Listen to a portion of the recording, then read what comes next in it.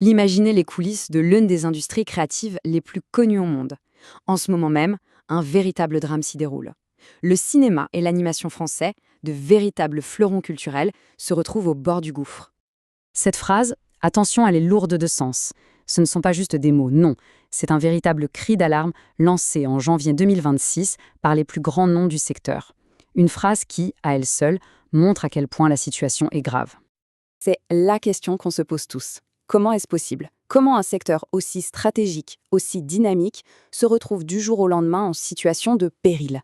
Allez, on va décortiquer tout ça ensemble pour y voir plus clair. Alors, tout part d'une décision politique. Et pas n'importe laquelle.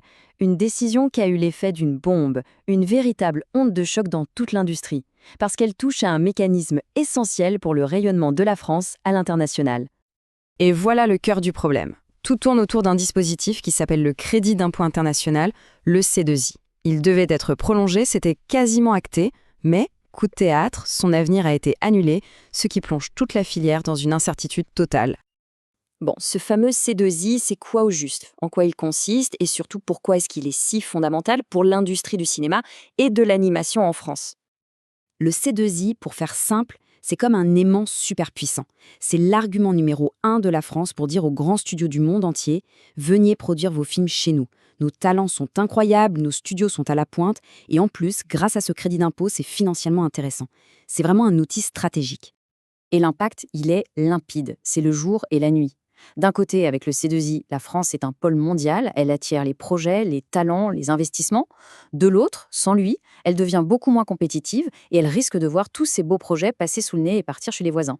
La différence est énorme. Et c'est là que l'histoire prend un tournant complètement inattendu.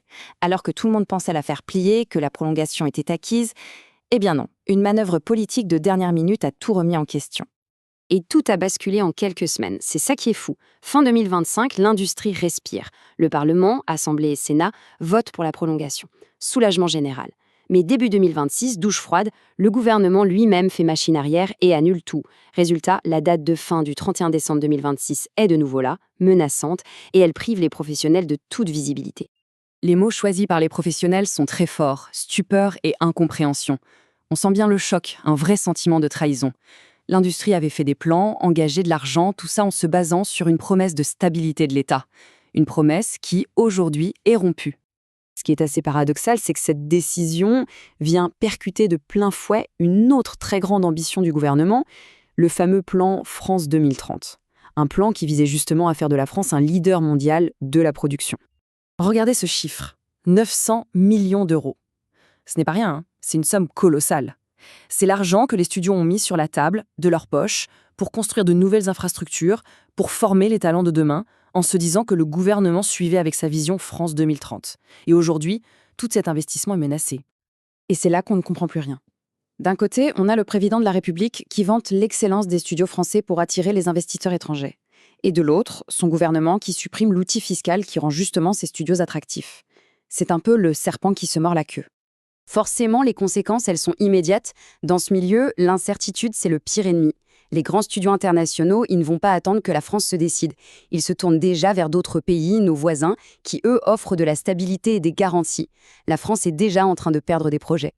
Bon, face à un mur pareil, l'industrie ne reste évidemment pas les bras croisés. La riposte s'organise. Et il ne vise pas n'importe qui. Il s'adresse directement au plus haut sommet de l'État.